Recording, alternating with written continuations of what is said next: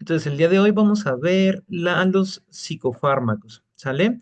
Estos fármacos se caracterizan por alterar ya sea las emociones o alterar este estado de ánimo o capacidad de percepción de nuestro entorno, ¿sale? También actúan a nivel de sistema nervioso central y creo que son bastante entretenidos de revisarse. Para fines de la clase y de acuerdo a su programa, pues los psicofármacos se van a dividir en estos cuatro rubros. De entrada se van a dividir como ansiolíticos e hipnóticos, como pueden ser las benzodiazepinas y algunos otros que no son benzodiazepínicos, como los compuestos Z, los antipsicóticos, que se dividen en típicos y atípicos, los utilizados en los trastornos afectivos, como son los antidepresivos y los normotímicos, y los otros, ¿sí? Otros fármacos, psicofármacos como el metilfenidato, que lo único que vamos a ver de él es que se utiliza para el tratamiento del trastorno por déficit de atención e hiperactividad y que en adultos muchas personas lo utilizan para hiperenfocarse y poder hacer eh, más actividades sin distraerse, sin tener como que se activan, ¿sale? Sin tener, sin ser una indicación, sino lo utilizan de forma no, este, no legal, digamos, de esta forma. Entonces vamos a comenzar con las benzodiazepinas. El estudio de las benzodiazepinas nos va a dar chance a poder eh, revisar dos conceptos que no revisamos en la clase de farmacodinamia, pero aquí sí podemos revisarlos adecuadamente. En primer lugar, van a ser los moduladores alostéricos o los agonistas alostéricos.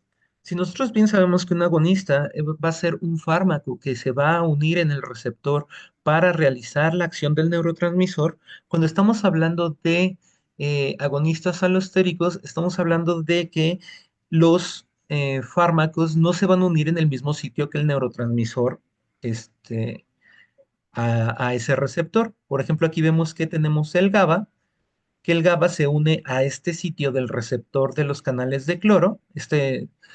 El receptor de GABA va a ser tipo canal iónico. Y las benzodiazepinas se van a unir al mismo receptor, pero en un sitio diferente, ¿sale? Como podemos verlo, es en esta parte, esa unión. Entonces, ¿qué es lo que nos va a hacer la benzodiazepina? Lo que va a hacer es que el GABA pueda realizar su acción de una mejor forma que si solamente estuviera el GABA. Y el GABA, no, como nosotros sabemos, pues es un neurotransmisor depresor del sistema nervioso central, o sea, es negativo, ¿sale? ¿Qué es lo que pasa aquí? Si nosotros o si el paciente toma una benzodiazepina y se coloca en esta parte, la afinidad del GABA por el receptor aumenta. ¿Qué es lo que hace GABA? GABA, al hacer la apertura de los canales de cloro, va a ingresar más cloro a la neurona. ¿Y de qué nos sirve esto? Eh, Como ustedes recuerdan, las células están polarizadas. En el interior de la célula se encuentra más carga negativa y en el exterior de la célula más carga positiva. Si nosotros estamos ingresando más cargas negativas al interior de la célula, el efecto neto va a ser una hiperpolarización. Por lo tanto, el realizar la despolarización de la neurona va a ser más difícil porque el umbral de despolarización va a quedar más alto, ¿sale? Por lo tanto, estas neuronas van a disminuir su capacidad de transmisión de mensajes, ¿sale? O sea, no se van a despolarizar adecuadamente. Eh, y entonces, bueno, por eso esto nos va a ayudar como un depresor, ¿sí? Como tanto un fármaco depresor que es la benzodiazepina como el GABA es un neurotransmisor depresor. Por otro lado, podemos aquí también explicar otro término que es el de un agonista inverso. Por ejemplo, aquí nosotros tenemos la bicuculina, que es un agonista inverso de GABA, ¿sale? Si ustedes recuerdan, tenemos el término antagonista, ¿ok? El antagonista lo que hace es bloquear el canal para evitar que el neurotransmisor pueda ejercer su acción. O sea, no nos da ni el efecto del neurotransmisor, sino simplemente evita que el neurotransmisor pueda llegar a su receptor. El agonista inverso lo que hace es hacer lo contrario a lo que haría el neurotransmisor. Si en este caso GABA es un neurotransmisor inhibitorio, la bicuculina, que sería un agonista inverso, lo que produciría sería activación, ¿sale? Entonces, esto lo que nos podría producir es una hiperactivación de las neuronas que son inhibitorias y puede causar hasta convulsiones, ¿sale? Entonces, el agonista realiza la acción del neurotransmisor, el antagonista bloquea la acción del neurotransmisor y el agonista inverso hace el efecto contrario del neurotransmisor, ¿sale? Ahora, ¿qué va a hacer el efecto total de este ingreso de cloro a la neurona? Vamos a tener en primer lugar una sedación, en segundo lugar una hipnosis, que es la inducción del sueño, y por último va a ser el estupor, que es un sueño profundo en el cual nosotros no vamos a responder a estímulos táctiles o verbales, ¿ok? Entonces, esos son los efectos generales de las benzodiazepinas. Ahora, ¿por qué a mí no me gusta llamarlas benzodiazepinas como ansiolíticos? Porque en general las benzodiazepinas ya no se utilizan para el tratamiento de la ansiedad o del trastorno por ansiedad. ¿Cuándo se puede utilizar? Cuando tenemos un ataque de ansiedad o ataques de pánico que necesitamos cortar inmediatamente esa sintomatología porque es bastante desagradable para el paciente. Ahí sí se podría utilizar una benzodiazepina, pero como para el tratamiento crónico y de sostén de la ansiedad, las benzodiazepinas ya no tienen tanto efecto, ¿vale? Ya no tienen tanta utilidad o indicaciones, pero sí podemos ver cuáles van a ser este, las indicaciones de las benzodiazepinas em, de acuerdo a sus acciones. Entonces, obviamente, como va a ser ansiolítico porque neurotransmisor, eh, es un neurotransmisor inhibitorio, entonces se utiliza para el tratamiento de la ansiedad, que ya vimos en qué tipo de ansiedad o en qué situaciones se podría utilizar. También, como es sedante o hipnótico, se puede llegar a utilizar en el tratamiento del insomnio, pero como tiene unas, em,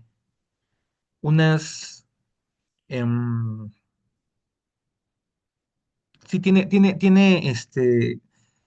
varios efectos adversos y puede aumentar la tolerancia o puede producir adicción, pues se trata de no dar de esa forma. Entonces, también como estos neurotransmisores son inhibitorios y las neuronas motoras lo que hacen son excitar a los músculos para producir contracciones musculares, pues también tienen efectos como relajante muscular, ¿sale?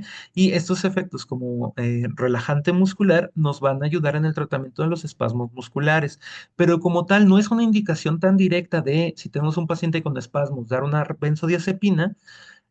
Sí van a poder encontrar, o sea, porque tenemos otros relajantes musculares o fármacos que sirven de mejor forma, o específicamente la terapia física, que todavía es muchísimo mejor para la relajación muscular, salvo en el caso de la espasticidad. Eh, pues en general no vamos a utilizar benzodiazepinas. ¿Cuándo pueden ver que se utilizan benzodiazepinas? En el tratamiento de espasmos musculares agudos incapacitantes en servicios de urgencias, ¿sale?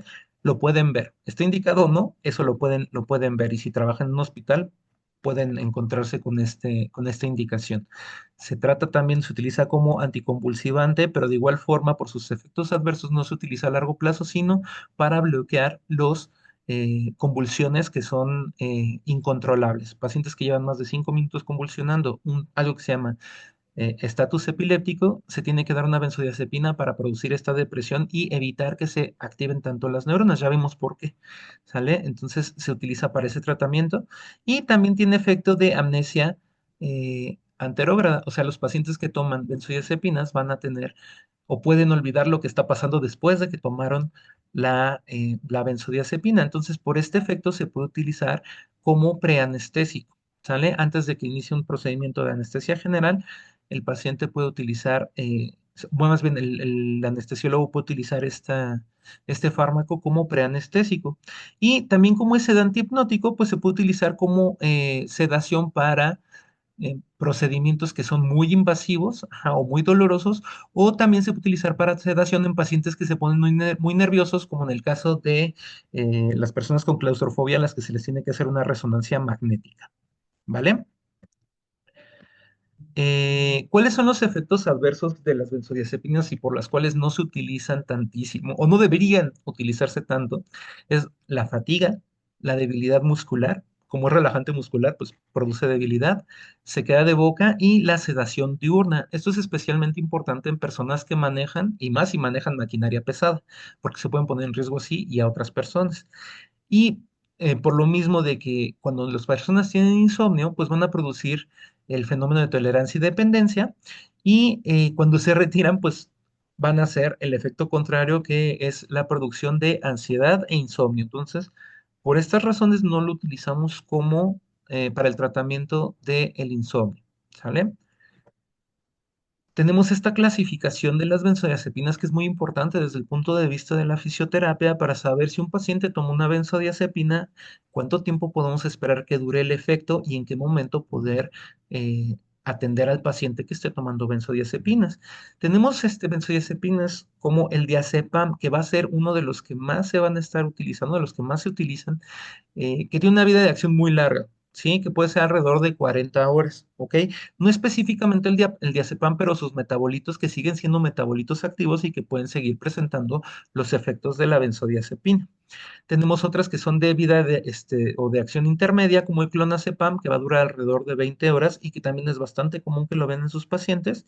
De vida acción más corta, como puede durar alrededor de 5 o 10 horas, como el lorazepam.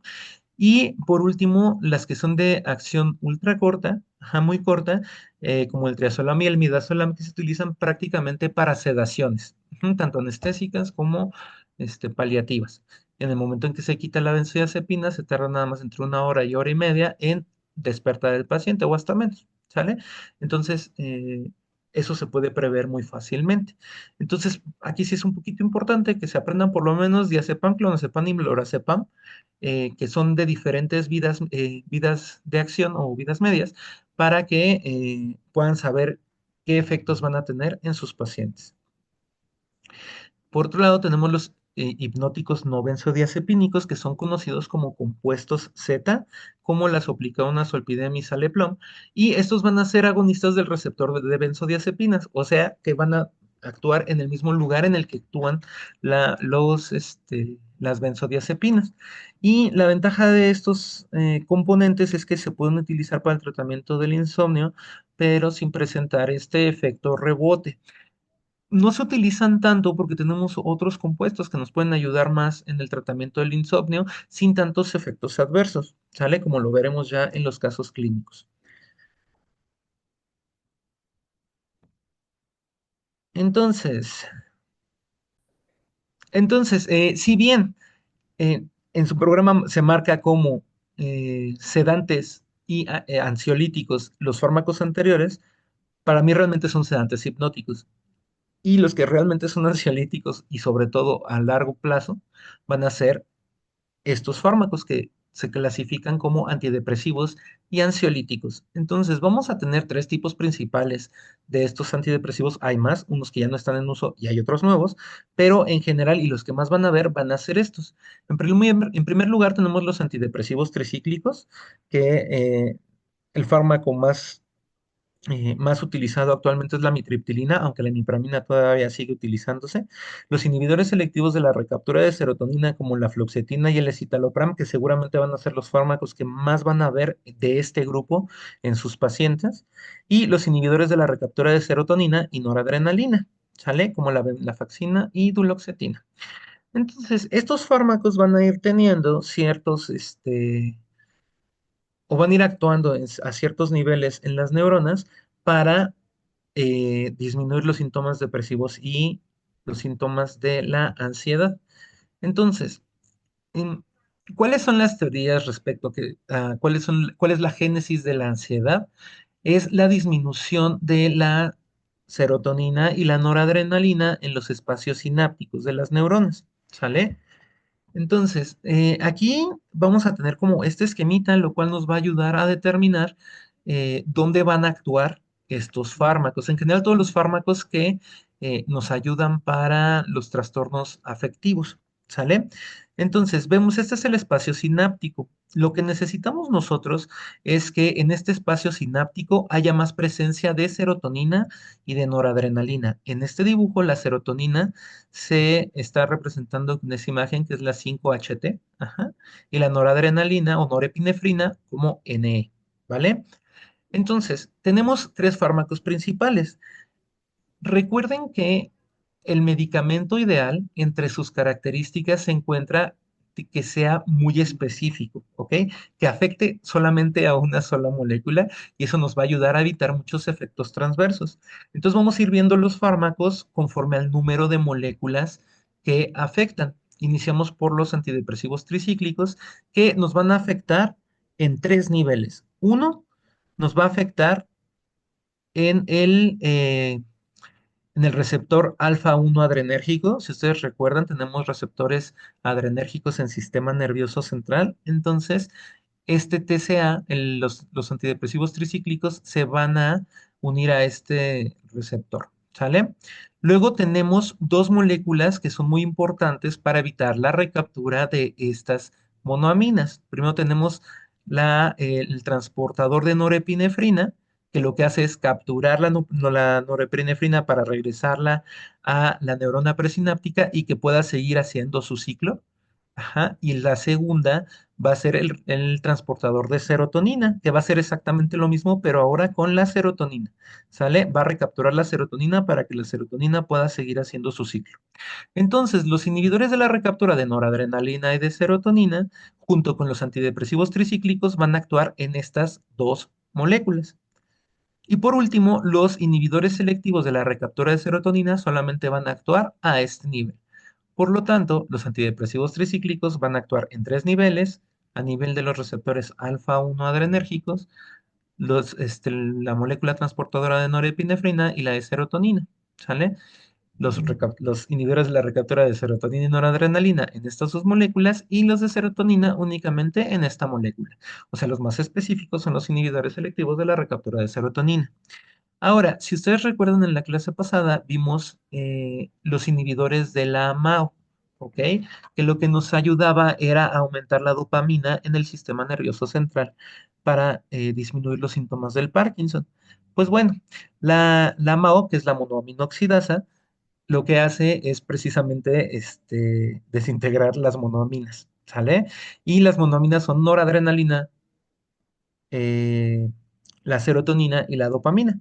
Entonces eran fármacos que se utilizaban antes, ahorita ya son como de tercera línea por el número de efectos adversos que producen, eh, y pues es el mismo mecanismo de acción. Si inhibimos la degradación de estos neurotransmisores, pues vamos a aumentar su concentración en el espacio sináptico. ¿Ok? Y por último, vamos a tener otro fármaco que es el litio, que va a estar actuando a nivel de receptor que es el alfa 1 adrenérgico, que este receptor es dependiente de, de proteína G, ajá, es un receptor unido a proteína G, y lo que va a hacer el litio es inhibir eh, la degradación de esta molécula. Por lo tanto, se va a mantener más tiempo de la neurona postsináptica y va a aumentar la vía de señalización de, de esta neurona, ¿sale? Y el litio lo vamos a utilizar, lo vamos a ver como normotímico, que lo vamos a ver enseguida. Entonces, ¿qué es lo que pasa con los antidepresivos tricíclicos? Son fármacos de segunda línea en el tratamiento de la depresión, ujú, porque tienen muchos efectos adversos, porque tienen muchos sitios a donde se están uniendo. También nos sirven como tratamiento adyuvante del dolor neuropático, específicamente en el lesionado medular, es donde más vamos a ver estos fármacos. Y el fármaco más, pues más típico de esto y los que más se van a encontrar va a ser la amitriptilina. Aparte de los mecanismos de acción que ya vimos, también van a ser antagonistas de los receptores de histamina, que son los H1, y los receptores muscarínicos. Entonces, los receptores H1 en el sistema nervioso central lo que hacen son aumentar el estado de vigilia, son activadores, ¿sale? Si nosotros bloqueamos los receptores H1, vamos a tener el efecto sedante típico de los antidepresivos tricíclicos, ¿ok? Pero también de los antihistamínicos de primera generación, que nos sirven para tratar sedación sin los efectos adversos de las benzodiazepinas, o sea, tratar el insomnio, perdón. También tenemos que son antagonistas de los receptores muscarínicos y como ya sabemos, los receptores muscarínicos pues son los receptores de acetilcolina, por lo tanto sus efectos adversos van a ser anticolinérgicos, ¿ok? Y además nos van a producir hipotensión ortostática. Entonces sí tienen bastantes efectos adversos y que sí tienen que ver mucho con nosotros en una terapia de rehabilitación. Como ustedes ya saben, los efectos anticolinérgicos pues van a estar dados o van a ser similares a lo que haría el sistema nervioso simpático, ¿sale? Al producir midriasis se va a producir una visión borrosa, al disminuir la secreción de saliva se va a producir sequedad de boca, sabemos que el sistema nervioso simpático aumenta la frecuencia cardíaca y también disminuye el tránsito intestinal. Entonces, porque está actuando sobre estos receptores, también nos puede producir sus efectos secundarios. Luego tenemos los inhibidores selectivos de la recaptura de serotonina, que son los más utilizados y tienen muchas indicaciones. A pesar de tener pocos efectos adversos, más bien, por tener pocos efectos adversos, pues van a tener muchas indicaciones. Entonces, las indicaciones van a ser la depresión mayor, el trastorno de ansiedad generalizada, ataques de pánico, ansiedad social y trastornos obsesivos compulsivos. ¿Cuáles van a ser los efectos secundarios? Pues van a ser irritabilidad, disminución de la libido, disfunción eréctil, perdón, anorgasmia y trastornos gastrointestinales. Como producen disminución de la libido y también se pueden utilizar como para el tratamiento de la eyaculación precoz, ¿sale? Sería otra indicación. Y algo que es muy importante es el retiro progresivo de estos fármacos para evitar efectos de rebote. Ventaja de estos fármacos es que si se dan durante el tiempo adecuado, eh, se va a producir cambios estructurales en el sistema nervioso central, por lo que no van a producir dependencia, ¿sale? Entonces, si se tratan por en un tiempo adecuado, va a permitir que el paciente ya no dependa de ellos. Luego tenemos los inhibidores de la recaptura de serotonina y noradrenalina. Estos fármacos sirven como antidepresivos y también nos van a ayudar en el tratamiento de la fibromialgia, ¿sale? Porque en la fisiopatología de la fibromialgia se encuentra una disminución a nivel central o se cree que hay una disminución a nivel central de la noradrenalina y la norepinefrina. Por lo tanto, específicamente estos van a ser de mayor utilidad que los inhibidores selectivos de la recaptura de serotonina. Por lo tanto, es probable que sí se vayan a encontrar pacientes con fibromialgia que utilicen estos fármacos como la venlafaxina y la duloxetina. ¿Sale?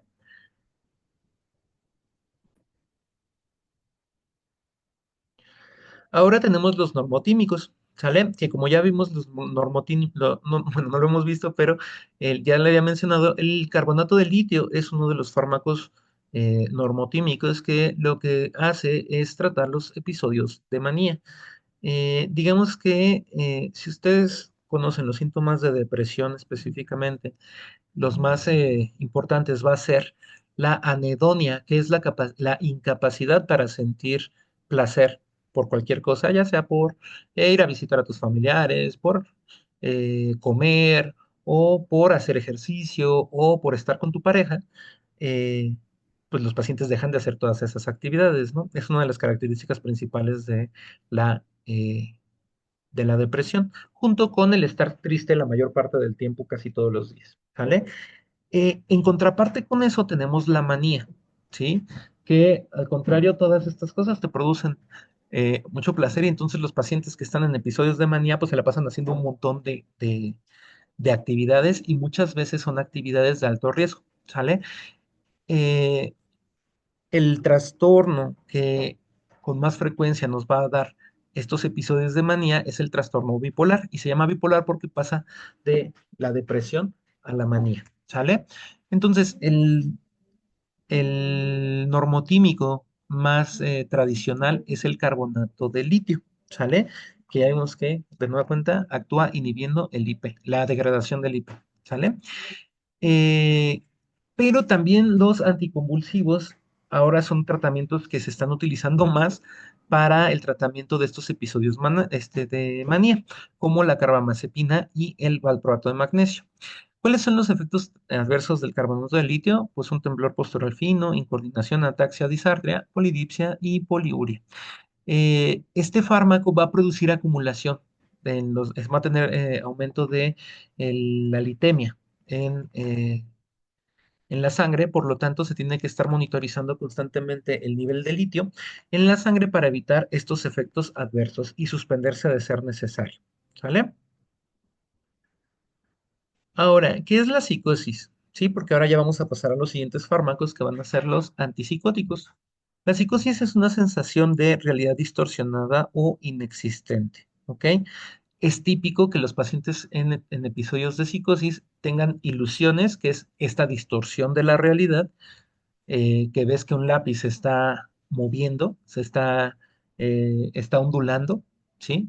Que ves todo con luces más brillantes, más bonitas, eso sería una ilusión o una alucinación que ves cosas que son inexistentes, ¿ok?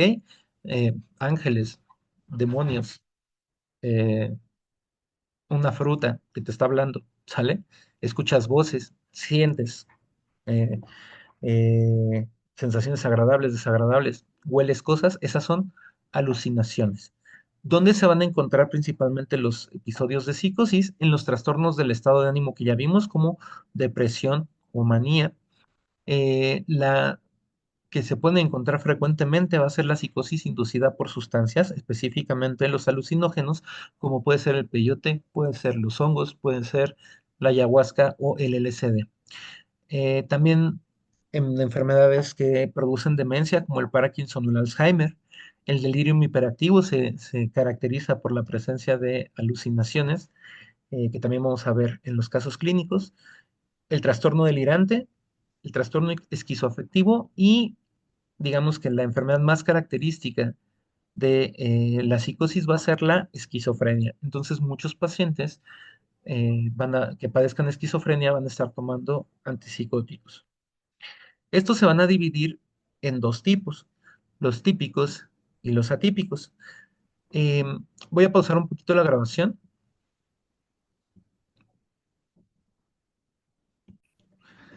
Entonces, los antipsicóticos, mencionaba, se dividen en típicos y atípicos, y el mecanismo de acción va a ser que son antagonistas o agonistas parciales de los receptores D2, que son receptores de dopamina.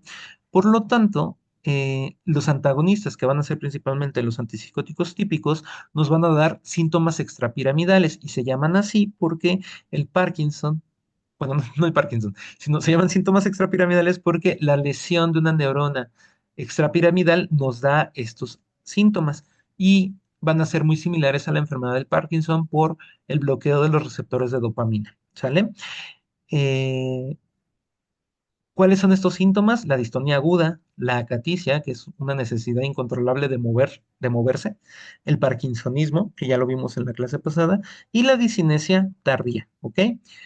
Pero lo que más nos puede llegar a alertar en el uso de antipsicóticos típicos es un síndrome neuroléptico maligno, que eso puede poner en riesgo la vida del paciente, que se caracteriza por aumento de la frecuencia cardíaca, de la presión arterial y fiebre, eh, muy importante, ¿sale? Entonces se tiene que retirar inmediatamente el antipsicótico y enviarse a urgencias.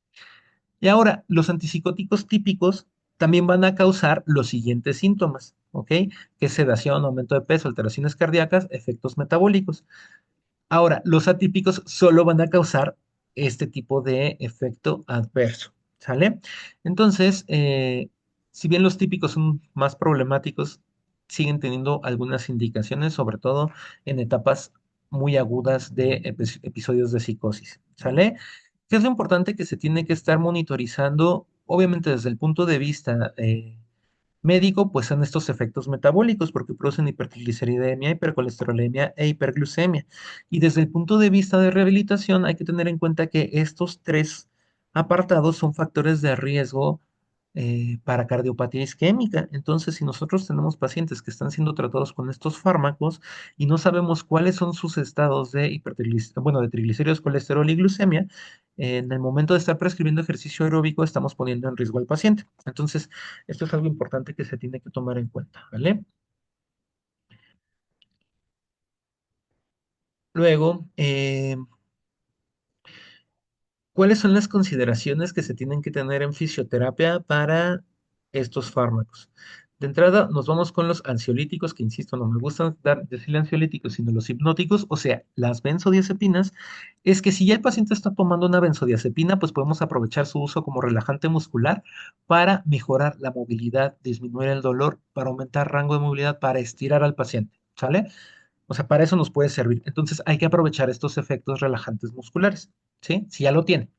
No estoy diciendo que se lo demos como relajante muscular, pero pues ya se lo prescribieron, por lo tanto hay que aprovechar ese efecto. También se produce el efecto sedante hipnótico, entonces eso es algo contraproducente para nosotros porque el paciente va a estar somnoliento si se acaba de tomar el medicamento.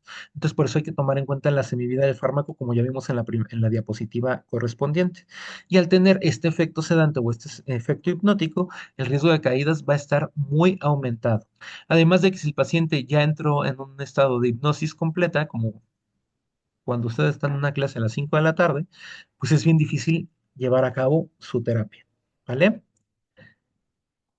¿Qué tenemos que tener en cuenta en el caso de los antidepresivos y normotímicos? También hay que aprovechar sus ventajas, ¿no? Porque si el paciente estaba deprimido, pues estos fármacos van a mejorar el proceso de la rehabilitación.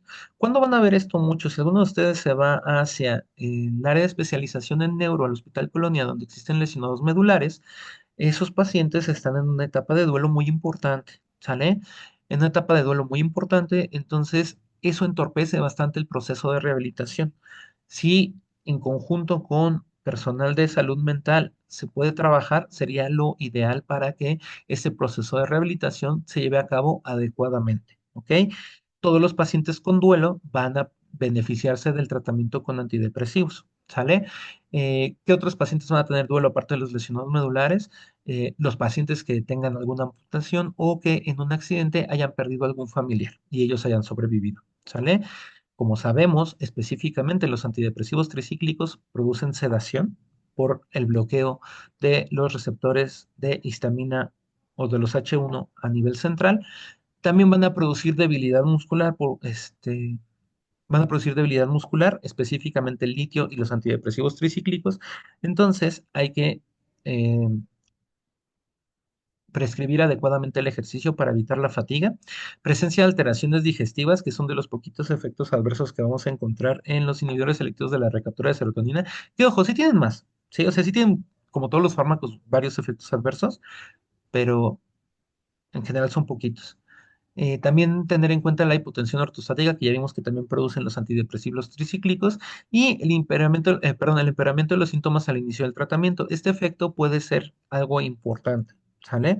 Entonces, si estos efectos empiezan a aumentar durante la primera semana de tratamiento, pues hay que tenerlo en cuenta para evitar presionar demasiado al paciente y también nosotros estar preparados para cómo lidiar con eso. Y por último, en el tratamiento con antipsicóticos, en primer lugar tenemos que tener en cuenta que esto no tiene que ver con el fármaco, sino con el paciente. Varios pacientes, específicamente si padecen esquizofrenia o tienen trastorno esquizoide de la personalidad, pues van a tener un un comportamiento muy peculiar. El paciente puede no estar viéndolo a los ojos, puede estar parecer distraído, pero sí poniéndoles atención, viendo hacia el cielo. Entonces hay que, o sea, no tomarlo personal, saber cómo lidiar con estos pacientes, porque sí te ponen atención. Importante es empezar a detectar los síntomas extrapiramidales en un inicio, porque como siempre les he dicho, el fisioterapeuta está más tiempo con el paciente que el propio médico. Entonces, ¿quién va a detectar principalmente los síntomas o los signos adversos de los fármacos, las reacciones adversas? Pues los fisios, ¿sale? Entonces, si empiezan con los síntomas extrapiramidales como temblor, distonía, pues sería importante referirlo para el ajuste del fármaco o la modificación del mismo. También producen sedación e hipotensión ortostática, por lo tanto, otra vez el riesgo de caídas, como en todos los fármacos que hemos visto, o sí la gran mayoría, pero también por la misma patología de base, los pacientes tienen disminución de apego al tratamiento, ya sea fisioterapéutico o farmacológico. Entonces, si ustedes están mandando mucho programa de casa, pues el paciente seguramente va a tener falta de apego al mismo. Entonces, sí se recomienda que la mayoría de las sesiones sean presenciales, ¿ok? Y que esté supervisado por un familiar, si es que sí lo van a dejar para casa, pero muy supervisado, no se le puede dejar solamente al paciente. Y lo peor es que podrían dejar de estarse tomando sus fármacos y podrían tener alguna crisis durante la sesión. Entonces, siempre hay que preguntarle a los pacientes si ya se tomaron su fármaco, sin tener miedo, sin ser paranoicos, pero sí es importante preguntarlo. Y algo que pueden ver ustedes si están trabajando en el ámbito intrahospitalario es que varios pacientes pueden tener un ataque, ya sea un eh, delirium hiperactivo y sobre todo si no hay geriatras en el hospital, muchas veces se les pone haloperidol, que es un antidepresivo, perdón, un antipsicótico típico para suprimir esos síntomas psicóticos. Entonces, ustedes tienen que tener muy en cuenta eso, porque si están tratando el lugar donde se le aplicó la inyección, ya recuerden que el masaje está contraindicado en la aplicación intramuscular de fármacos. ¿Por qué? Porque pueden hacer que la absorción aumente y los efectos adversos también. Y bueno, espero que esto haya sido más o menos eh, entendible. Damos pie a las preguntas, por favor.